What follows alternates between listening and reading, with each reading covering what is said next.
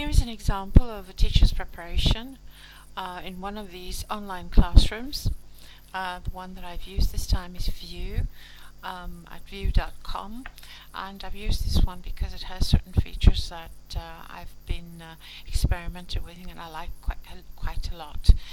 It has all the usual writing tools, pencil, text highlighter, which you can see here, typing as I've done here, writing in pencil, creating lines, deleting, making shapes, etc. But it also has another very nice feature which I'm going to show you in a few minutes. So as the students log into the class, you can already have a board set up for them because you invite them, and you can have them guess the idiom, for example, because the lesson has to do with the sense of smell and how it's used by manufacturers and salespeople to lure people into buying more things.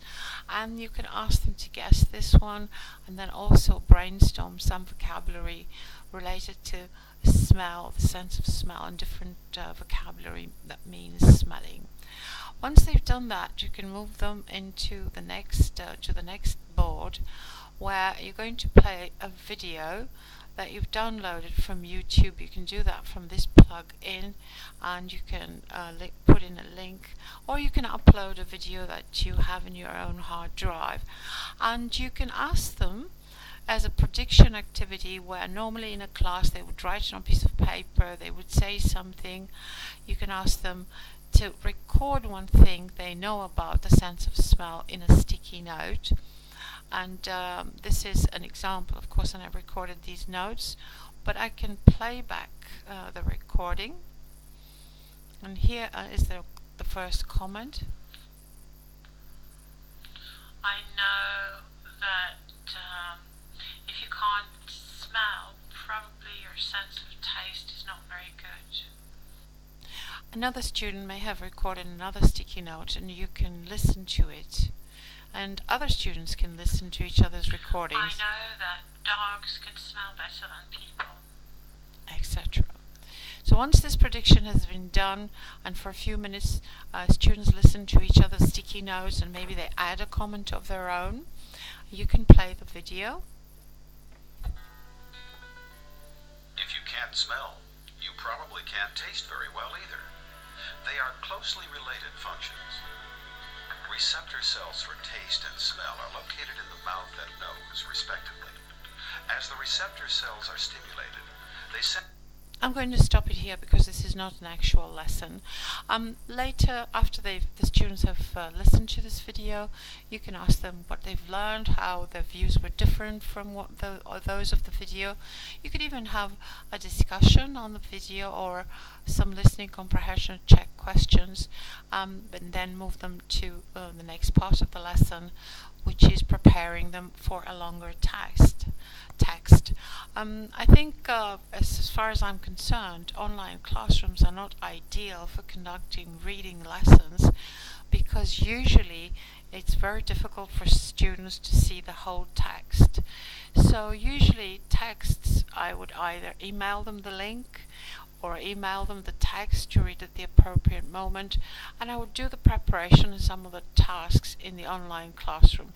This one has some related vocabulary which they're going to see in the text itself, and I have prepared it by linking the pronunciation of it, recording how the words are pronounced. Wafting out, whiff, fragrance. And then I can also ask the students to make their own sticky notes to repeat the pronunciation. And if they made a sticky note like this, I can write a comment if I like the pronunciation, but I can also record sorry. Great pronunciation, Marisa. Okay.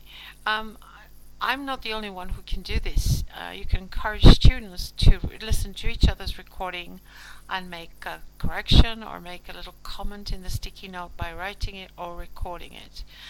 You can ask students to look words up in a dictionary. There are many online dictionaries, and then if they want to discuss questions, and report their opinions to class. That is something you can also do by handing microphone rights to different students to express their views. Later on, you can take them to an activity where again they predict the order of different paragraphs. Here I've given them the beginnings, and then when they decide by writing their own numbers here, or each student can use their own colors and say, I think this is number 1, I think this is number 2. Later on, they can go to the reading and check whether they were correct.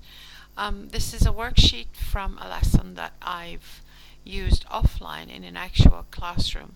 But as you notice, a lot of the stuff that you can use in class, you can use online, but not so much heavy text on the page, because texts are actually quite difficult to read, particularly if they are long. So this is a little demo of how you can prepare and set up a lesson in View and in other classes.